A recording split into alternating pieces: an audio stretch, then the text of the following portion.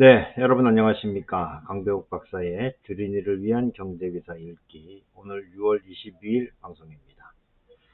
자, 오늘 시장은 반등을 했습니다. 하지만 외국인은 팔았고 기관은 샀고, 그래서 최근에 이제 낙폭이 좀 있었잖아요. 고점 대비해서 좀 조정을 받았는데, 여기에 따른 이제 반발 매수 내지는 이제 반등 시도 이렇게 봐야 될 것 같아요. 그래서 이제 조정을 받을 때 가격이 떨어지는 가격 조정, 하락 조정이 있는 경우가 있고, 그렇지 않고 옆으로 횡보를 하면서 기간 조정을 하는 경우가 있습니다. 근데 지금 이제 우리가 목표를 설정하고 있는 것은 잠시 뒤에 살펴보겠지만, 일봉상 20일 이동 평균선을 지금 이제 바라보고 있단 말이에요. 20일까지 가는데 가격이 떨어져서 가게 되면 빨리 끝나고, 그렇지 않고 옆으로 늘어지게 되면은 시간이 좀 걸리고, 이제 그런 차이가 있습니다. 그래서 과연 이제 어느 방향으로 가게 될 것인가 하는 건데, 오늘 수급적으로 보면은 반도체 쪽에 다시 매수가 들어오는 걸로 보여요. 그렇다면은 기간 조정으로 갈 가능성이 조금 더 크지 않겠나, 이런 생각을 하고 있습니다. 자, 그러면 시장을 한번 확인해 봐야 되겠죠. 자, 지수는 11포인트 올랐어요. 코스닥은 0.68포인트 올랐고, 외국인은 팔고 기관은 샀고, 코스닥에서는 뭐 외국인 기관이 같이 매수를 하는 모습이고, 시장이 올랐음에도 불구하고 하락 종목 수가 더 많은 것은 상대적으로 대형주가 움직였다 볼 수 있을 것 같고요. 환율은 2원 90전 더 올라왔습니다.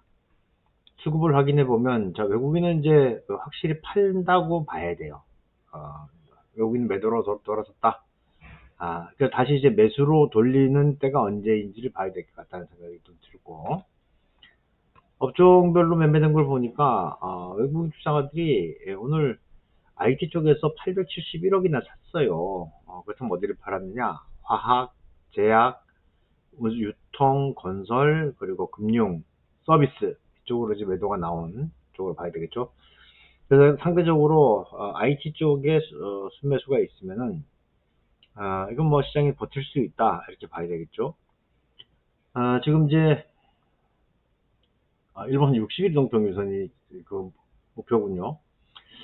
자, 지금 최근에 쭉 끌고 내려왔었는데, 낙폭의 기울기를 크게 하진 않았단 말입니다. 지금 낙폭의 기울기라고 하는 것은 뭐냐면, 이렇게 지금 하락 추세선이 그려져 있는데, 그렇게 툭 떨어지는 것이 이제 생기지 않았다. 그렇다면 어떻게 보냐면, 이렇게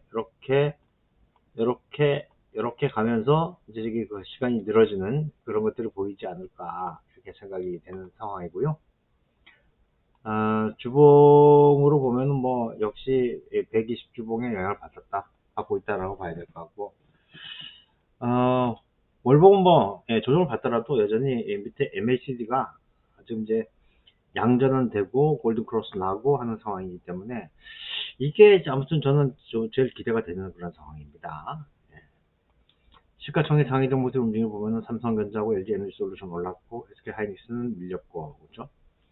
현대해상, 삼성엔지니어링, 하이브, 포스코홀딩스, 영원무역, 금호석유, 삼성화재, DB손해보험, 이런 것들 올라왔습니다.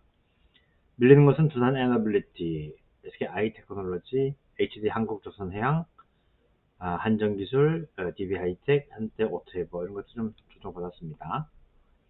코스닥 쪽에서는 넥슨게임즈, 포스코DX, 테라사이언스 이런 것 좀 올라왔고요. 밀리는 것은 뭐 크게 밀리는 게 없었다. 그리고 테마주들도 뭐 특별히 뭘 같이 움직이는 게 잘 보이지 않아요. 그렇습니다. 해외 변수들은 뭐 유가가 좀 바짝 올라왔고, 그리고 달러 인덱스는 떨어졌고, 그렇죠? 금값도 좀 밀려 있는 상황이고, 우리가 이제 경기가 살아나느냐 하는 걸 보려면 이제 닥터 쿠퍼, 여기 동을 봐야 되는데, 동도 크게 움직이는 건 없잖아요, 그렇죠? 환율 말씀드렸고, 금리는 오늘 뭐 혼조, 오늘 주로 발표되는 지표는 신규 실업 초당정부 기존 주택 판매, 파월 의장의 의회 증언, 그때 뭐 상원, 하원 이렇게 가는 거죠. 이렇게 보시면 되겠습니다. 자, 뉴스들 몇 개 좀 보도록 하지요. 먼저 시황인데 4거래일 만에 상승 2590선 파월 영향 제한됩니다. 예, 뭐 하락 출발했지만 저기 그 상승 전환했다. 파월 의장이 연내 2회 금리 인상을 시사했다. 그 하원 청문회에서 뭐 그런 내용들이 영향을 주지 않았다. 이렇게 봐야 되겠죠. 자, 그렇다면 봅시다. 금리 두 번 더 올린다. 파월 발언. 증권가에서는 삼성전자가 되돌림 나올 수도 있겠다. 되돌림 나온다라고 하는 것은 떨어지는 걸 이야기하게 되겠죠. 그렇죠? 간밤에 제롬 파월 연준 의장이 매파적 발언을 내놓은 가운데 증권가에서는 삼성전자 등 반도체주와 에코프로 등 2차전지 성장률 중심부 상당 부분 주가가 되돌림 나타나는 게 아니겠느냐. 글쎄요. 이건 뭐 지켜봐야지 될 것 같은데. 어쨌든 그렇게 이 개연성이 없는 것은 아니다라는 생각이 들기도 합니다. 하지만 그쪽에서 매물이 나와버리면 시장 자체가 깨져버리니까 이거는 제가 볼 때는 지나친 기우가 아닐까 이런 생각을 하게 된다는 것이죠. 결국 이제 시장에서는 두 번 올리고 난 다음에 내년 4월 그때부터는 금리를 내릴 수 있다고 보는 거니까 뭐 두 번 더 올리나 문제는 이제 그 상태가 길어지는 것이 문제라는 거죠. 그렇죠? 그렇습니다. 자, 코스피 떠나는 외국인 그래도 남는 종목이 있다. 어디냐? 반도체, 자동차, 조선 등은 순매수를 유지하고 있다. 이렇게 보는 거죠. 자, 이달 중순부터 코스피 강세를 끌어왔던 외국인 투자자들의 차익 실현에 나서면서 주간 기준으로 11주 만에 순매도로 전환하니 유력하다. 그죠? 지난달부터 들어온 미국 대형 기술주 훈풍이 있었다. 이것이 우리에게 영향을 줬다. 그리고 이런 흐름 속에서 이번 주 외국인이 전날까지 가장 많이 사들인 종목을 보면 두산납캐시고 그렇죠? 네, 광산주인 현대로템, 하나에어로스페이스, 또 이어서 현대차, 삼성전자, HD, 한국조선해양, 기아, 두산엔더빌리티, LG전자, CS윈드 이런 쪽을 사고 있었다는 거죠. 결국은 이제 조선 반도체 자동차를 중심으로 순매수 기조가 나타나는 거니까 지금 이제 실적이 나타나는 것이 바로 거기다. 반도체를 제외하면은 조선이나 자동차 같은 경우에는 좀 여전히 선전을 하고 있는 그런 실적들을 보여주고 있는 것이죠. 자, 그리고 해운 업황이 바닥을 찍고 반등할까? 사실 경기에 가장 민감한 업종이 바로 해운 업종이란 말이에요. 미중 관계 회복에 기대. 사실 지금 미국과 중국 간에 이번에 토니 블링컨이 미국 국무장관이에요. 시진핑을 만났단 말입니다. 근데 시진핑을 만나는데 딱 한마디 한 거예요. 대만의 독립을 지지하지 않는다. 이 이야기가 나오면서 이제 시진핑이 만난 거란 말입니다. 그러면서 미국과 중국 간의 관계 개선이 이제 될 것이다. 근데 사실 관계가 지금까지 자빠진 건 없어요. 하지만 우리가 간과하지 말아야 되는 것은 내년에 미국의 대선입니다. 그러니까 발언들은 계속 나올 거예요. 발언들은. 그래서 상하이 컨테이너 지수나 BDI 하락에 HMM 패너션 등 올 2분기 실적도 추락을 한다. 하지만 이제 친환경 선박 도입이라든지 이런 걸로 이제 돌파구를 좀 삼겠다고 하는데 아직까지 눈에 보이는 실적들은 좋지 않다. 좋지 않다. 이게 이제 결론입니다. 네. 자, 그리고 4대 그룹 중 현대차는 웃었다. 순이익 37.3% 독보적인 성장을 보여주고 있다는 거예요. 국내 4대 그룹의 지난해 경영 성적표를 들여다보니까 현대자동차 그룹의 실적 개선이 가장 두드러졌다. 그 사이에 현대차 자동차를 받으려면 뭐 1년 이상씩